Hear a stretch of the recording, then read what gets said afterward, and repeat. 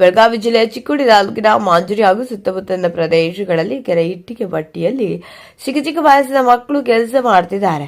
ಇಟ್ಟಿಗೆ ಬಟ್ಟಿ ಎಂದರೆ ಇಟ್ಟಿಗೆಗಳನ್ನು ತಯಾರಿಸಲು ಮಣ್ಣನ್ನು ಸುಡುವ ದೊಡ್ಡ ಓಲೆ ಅಥವಾ ಗೂಡು ಎಂದು ಹೇಳಬಹುದು. ಇವುಗಳಲ್ಲಿ ತರಬೇತಿ ಪಡೆದ ಕಾರ್ಮಿಕರು ಕಠಿಣ ಪರಿಸ್ಥಿತಿಯಲ್ಲಿ ಕೆಲಸ ಮಾಡ್ತಾರೆ.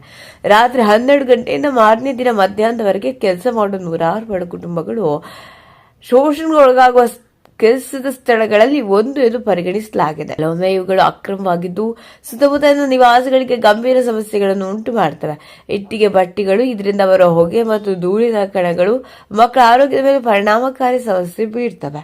ಕೆಲಸದ ಪರಿಸ್ಥಿತಿ ಇಟ್ಟಿಗೆ ಬಟ್ಟಿಗಳಲ್ಲಿ ಕೆಲಸ ಮಾಡುವ ಕಾರ್ಮಿಕರು ನಿರ್ಗತಿಕ ಕುಟುಂಬಗಳು ಮತ್ತು ಬುಡಕಟ್ಟು ಸಮುದಾಯಗಳಿಗೆ ಸೇರಿದವರಾಗಿದ್ದು ಬಿಸಿಲಿನಲ್ಲಿ ಕತ್ತಲಿನಲ್ಲಿ ಕಣ್ಣಿಗೆ ಎಣ್ಣೆ ಹಾಕಿ ಕಠಿಣ ದುಡಿಮೆಗೊಳಗಾಗ್ತಾರೆ.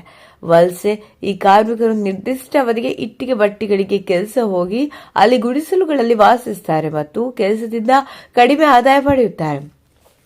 ಅಲ್ಲದೆ ಮಕ್ಕಳು ಶಿಕ್ಷಣದಿಂದ ವಂಚಿತರಾಗ್ತಾರೆ. ಕೆಲವು ಇಟ್ಟಿಗೆ ಬಟ್ಟಿಗಳು ಅಕ್ರಮವಾಗಿ ನಡೆಸಲ್ಪಡ್ತವೆ ಮತ್ತು ಗ್ರಾಮ ಪಂಚಾಯತಿಂದ ಅನುಮತಿ ಪಡೆಯದಿರುವುದಿಲ್ಲ. ಇದರಿಂದಾಗಿ ಸುತ್ತಮುತ್ತಲಿನ ಜನರಿಗೆ ಧೂಳು ಮತ್ತು ಇತರ ತೊಂದರೆಗಳು ಉಂಟಾಗ್ತವೆ. ಕೆಲ ರಾಜಕಾರಣಿಗಳು ಇದರಲ್ಲಿ ತೊಡಗಿದ್ದಾರೆ.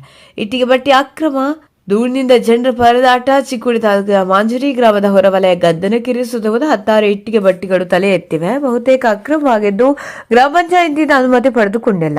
ದೇಶದ ಇಟ್ಟಿಗೆ ಬಟ್ಟಿಗಳಲ್ಲಿ ಬೇಯುವ ಕಾರ್ಮಿಕರ ಕಥೆಗಳು. ಇಟ್ಟಿಗೆ ಬಟ್ಟಿಗಳು ಭಾರತದಲ್ಲಿ ಅತ್ಯಂತ ಕ್ರೂರವಾಗಿ ಶೋಷಣೆ ಕೆಲಸದ ಸ್ಥಳಗಳಲ್ಲಿ ಒಂದಾಗಿದೆ. ನಿರ್ಗತಿಕ ಕುಟುಂಬಗಳು ಮತ್ತು ಅನೇಕ ಬುಡಕಟ್ಟು ಸಮುದಾಯಗಳು ವರ್ಷದ 6 ತಿಂಗಳವರೆಗೆ ಇಲ್ಲಿಯೇ ವಾಸ ಇರುತ್ತವೆ.